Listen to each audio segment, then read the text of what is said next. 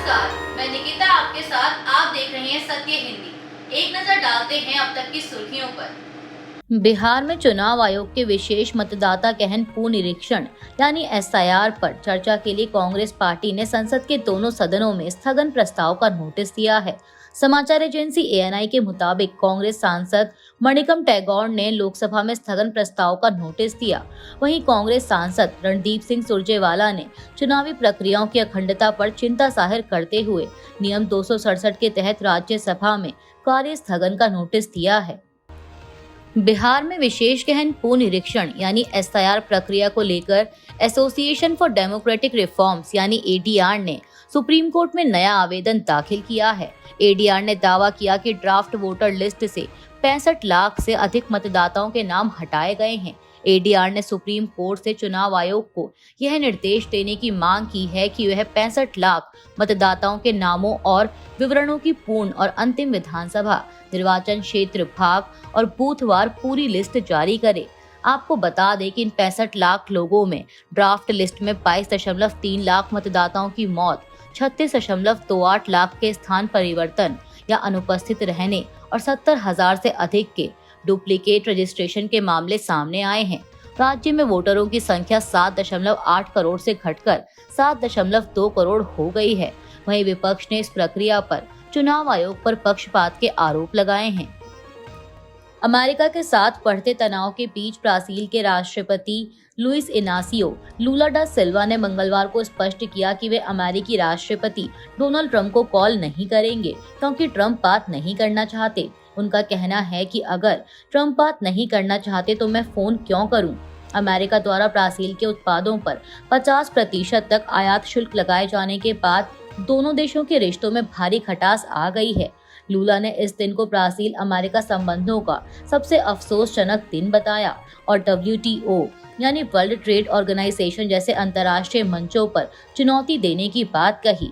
इस तनावपूर्ण माहौल में ब्राजील के राष्ट्रपति ने स्पष्ट किया कि वे अब ब्रिक्स के अन्य नेताओं से बात करेंगे, जिनमें चीन के राष्ट्रपति शी जिनपिंग, भारत के प्रधानमंत्री मोदी और अन्य शामिल हैं। उन्होंने कहा कि मैं शी जिनपिंग को फोन करूंगा, मैं प्रधानमंत्री मोदी को फोन करूंगा, मैं पुतिन को फोन नहीं करूंगा क्योंकि वह यात्रा नहीं कर सकते। यह स्पष्ट संकेत है कि ब्राजील अब अमेरिका की बजाय ब्रिक्स देशों के साथ कूटनीतिक और व्यापारिक संवाद को प्राथमिकता देगा। बता दें कि इससे पहले ट्रंप प्रशासन ब्रिक्स देशों को नीतिगत मतभेद पर अतिरिक्त टैरिफ की चेतावनी दे चुका है। अमेरिका के राष्ट्रपति डोनाल्ड ट्रंप ने स्वीकार किया है कि उन्हें जानकारी नहीं है कि अमेरिका रूस से उर्वरक और रसायन खरीदता है। व्हाइट हाउस में प्रेस कॉन्फ्रेंस के दौरान पूछे गए सवाल पर ट्रंप ने कहा कि मुझे इसके बारे में कोई जानकारी नहीं है, हमें जांच करनी होगी। यह बयान ऐसे समय आया है जब ट्रंप ने 24 घंटों में भारत पर लगे 25% टैरिफ को और बढ़ाने के संकेत दिए हैं। वहीं इससे पहले भारतीय विदेश मंत्रालय ने स्पष्ट किया था कि अमेरिका और यूरोप रूस से उर्वरक, रसायन, यूरेनियम हेक्साफ्लोराइड, पैलेडियम, लोहा इस्पात और मशीनरी सहित अरबों यूरो का व्यापार करते हैं। वहीं भारत से रूस के तेल आयात पर दोहरा रवैया अपना रहे हैं। मंत्रालय ने भारत को निशाना बनाना अनुचित बताते हुए अपने राष्ट्रीय हितों की रक्षा का संकल्प जताया। भारत और अमेरिका तनाव के बीच राष्ट्रीय सुरक्षा सलाहकार यानी NSA अजीत डोभाल 5 अगस्त को रूस पहुंचे हैं, जहां उनके राष्ट्रपति व्लादिमीर पुतिन के साथ तेल को लेकर बड़ी डील होने की संभावना है। द मॉस्को टाइम्स के मुताबिक डोभाल 7 अगस्त को रूसी अधिकारियों से कई बैठकें करेंगे और भारत की तेल खरीद रणनीति स्पष्ट करेंगे। यह दौरा ऐसे समय में हो रहा है जब अमेरिकी राष्ट्रपति डोनाल्ड ट्रंप ने भारत पर रूस से तेल खरीदकर युद्ध को बढ़ावा देने के आरोप लगाते हुए 25% टैरिफ लगा दिया है और टैरिफ को बढ़ाने की धमकी दी है। भारत, जो अपनी 35% तेल की जरूरत रूस से पूरी करता है, को इस डील में रूस से डिस्काउंट मिलने की संभावना है। रूसी रक्षा मंत्रालय के एक बयान के अनुसार रूस में भारत के राजदूत विनय कुमार ने रूस के उप रक्षा मंत्री जनरल एलेक्जेंडर फोमिन से मुलाकात की है। इस मुलाकात में द्विपक्षीय रक्षा सहयोग को बढ़ावा देने के प्रति अपनी प्रतिबद्धता दोहराई गई। मंत्रालय के बयान के अनुसार यह मुलाकात पारंपरिक गर्मजोशी और मैत्रीपूर्ण माहौल में हुई। मंत्रालय के बयान में कहा गया है कि दोनों पक्षों के बीच रक्षा क्षेत्र में आपसी सहयोग से जुड़े प्रासंगिक मुद्दों पर विस्तार से चर्चा हुई। इस दौरान रणनीतिक साझेदारी की भावना के तहत इस सहयोग को और अधिक मजबूत करने की मंशा जाहिर की गई है। बता दें कि यह बैठक ऐसे समय में हुई है जब अमेरिकी राष्ट्रपति ट्रंप ने रूस से कच्चा तेल खरीदने पर अगले 24 घंटों में भारत पर कड़े प्रतिबंध लगाने की धमकी दी है। अमेरिका के राष्ट्रपति डोनाल्ड ट्रंप ने 5 अगस्त 2025 को घोषणा की है कि वह अगले 24 घंटों में भारत पर टैरिफ को और बढ़ाएंगे। उन्होंने ये घोषणा यह आरोप लगाते हुए की कि भारत रूसी तेल खरीदकर रूस की वॉर मशीन को बढ़ावा दे रहा है।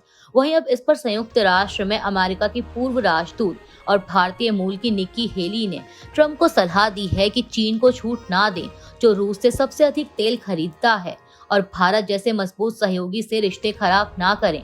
निक्की हेली ने एक्स पर एक पोस्ट कर ट्रंप को सलाह देते हुए कहा कि भारत को रूस से तेल नहीं खरीदना चाहिए, लेकिन चीन, जो कि हमारा सबसे बड़ा विरोधी है और रूसी और ईरानी तेल का सबसे बड़ा खरीदार है, उसे 90 दिनों के लिए टैरिफ में ढील दी गई है। चीन को छूट ना दें और भारत जैसे मजबूत सहयोगी के साथ अपने रिश्ते खराब ना करें। कांग्रेस के वरिष्ठ नेता राहुल गांधी 2018 में एक रैली में केंद्रीय गृह मंत्री अमित शाह के खिलाफ कथित अपमानजनक टिप्पणी से जुड़े एक मामले में बुधवार को झारखंड के चाईबासा स्थित एमपी एमएलए कोर्ट में पेश हो सकते हैं। पीटीआई की एक रिपोर्ट के मुताबिक राहुल गांधी के निर्धारित आगमन से पहले पश्चिमी सिंहभूम के जिला मुख्यालय चाईबासा में सुरक्षा कड़ी कर दी गई है। उप मंडल अधिकारी संदीप अनुराग टोपनो ने बताया कि पश्चिमी सिंहभूम जिला प्रशासन ने गांधी के दौरे के मद्देनजर कानून व्यवस्था बनाए रखने के लिए पर्याप्त सुरक्षा व्यवस्था की है। महाराष्ट्र में होने वाले स्थानीय निकाय चुनाव से पहले राजनीतिक हलचल तेज हो गई है। मंगलवार 5 अगस्त को पूर्व विधायक राहुल मोटे ने शरद पवार के गुट एनसीपी छोड़कर डिप्टी सीएम अजीत पवार के नेतृत्व वाली एनसीपी का दामन थाम लिया। बता दें कि राहुल मोटे पहले भूम पारंडा विधानसभा क्षेत्र का प्रतिनिधित्व कर चुके हैं। उनके पार्टी में शामिल होने के मौके पर अजीत पवार ने समावेशी राजनीति की जरूरत पर बल देते हुए कहा कि जाति, धर्म और पंथ से ऊपर उठकर सोचना होगा, जैसा छत्रपति शिवाजी महाराज ने किया था। उन्होंने पार्टी कार्यकर्ताओं को अनुशासन और सोशल मीडिया पर संयम बरतने की सलाह दी। राहुल मोटे के साथ धाराशिव, अहिल्यानगर और अकोला के कई नेता भी एनसीपी में शामिल हुए, जिससे संगठन को जमीनी स्तर पर मजबूती मिलने की उम्मीद है। अमेरिका के राष्ट्रपति डोनाल्ड ट्रंप ने एक बार फिर भारत और पाकिस्तान युद्ध विराम पर अपना बयान दोहराया है। पीटीआई की एक रिपोर्ट के मुताबिक उन्होंने कहा कि मैंने पिछले 5 महीनों में 5 युद्ध रोके हैं। दरअसल मैं चाहता हूं कि यह यानी रूस और यूक्रेन युद्ध छठा हो। ट्रंप ने कहा कि मैंने कई युद्ध रोके हैं, पिछले 2 या 3 महीनों में हुए युद्धों पर नजर डालें, यह अद्भुत रहा है। और अब रूस और यूक्रेन, यह वही युद्ध है जिसे मैं रोकने की कोशिश कर रहा हूं, जिस पर हम कड़ी मेहनत कर रहे हैं। ट्रंप ने आगे कहा कि बाकी युद्धों को मैंने कुछ ही दिनों में रोक दिया, जिनमें भारत और पाकिस्तान भी शामिल हैं।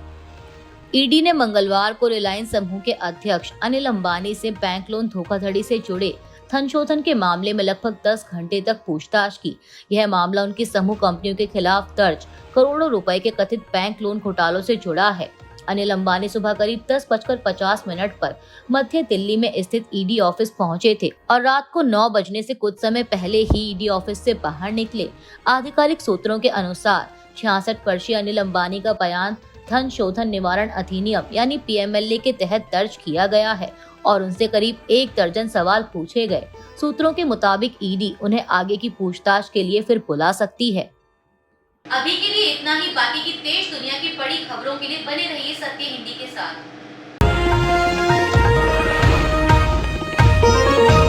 Copyright disclaimer under Section 107 of the Copyright Act 1976. Allowance is made for fair use for purposes such as criticism, comment, news reporting, scholarship, and research. Fair use is a use permitted by copyright statute that might otherwise be infringing.